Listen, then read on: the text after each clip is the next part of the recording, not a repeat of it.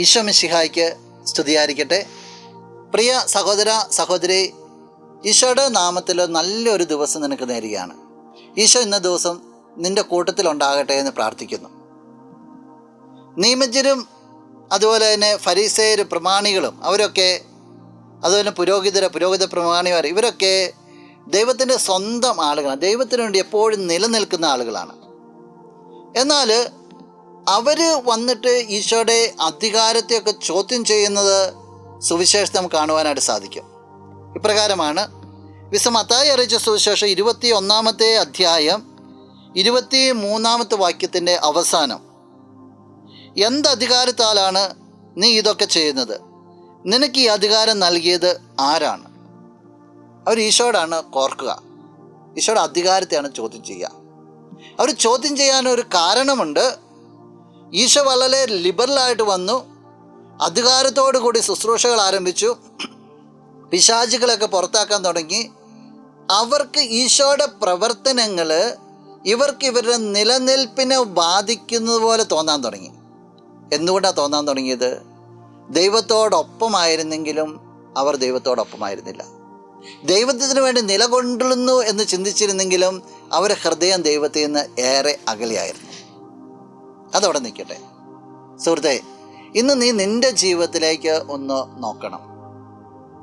നിൻ്റെ ജീവിതം എത്രത്തോളം ദൈവത്തോട് ഒട്ടിച്ചേർന്നിരിക്കുക? ദൈവത്തിൻ്റെ അധികാരത്തെ ചിലപ്പോൾ ഇവരെ പോലെ നീ ചോദ്യം ചെയ്യുന്നുണ്ടാവില്ല.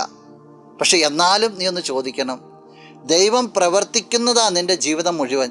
നിൻ്റെ ജീവിതത്തിൻ്റെ ഏതെങ്കിലുമൊക്കെ മേഖലകൾ നീ ചോദ്യം ചെയ്യുന്നുണ്ടെങ്കിൽ, ഇത് എന്തുകൊണ്ടാണെന്നുള്ള രീതിയിൽ ചോദ്യം ചെയ്യുന്നുണ്ടെങ്കിൽ, പഴിക്കുന്നുണ്ടെങ്കിൽ, നീ ഡിമ്മാകുന്നുണ്ടെങ്കിൽ, ഈശോയെയും ഈശോയുടെ പ്രവർത്തനങ്ങളെയും ദൈവത്തിൻ്റെ പ്രവർത്തനങ്ങളെയാണ് നാം അറിയാതെ തന്നെ ചോദ്യം ചെയ്യുക. എല്ലാം ദൈവം അറിയുന്നു. അത് നിൻ്റെ ജീവിതത്തിൽ നീ ഒന്ന് മനസ്സിൽ ഉറപ്പിച്ചു വെച്ചാൽ ഒരു കാലത്തും ജീവിതത്തിൽ നീ പതറിപ്പോവില്ല. അത് നിനക്ക് സാധിക്കട്ടെ.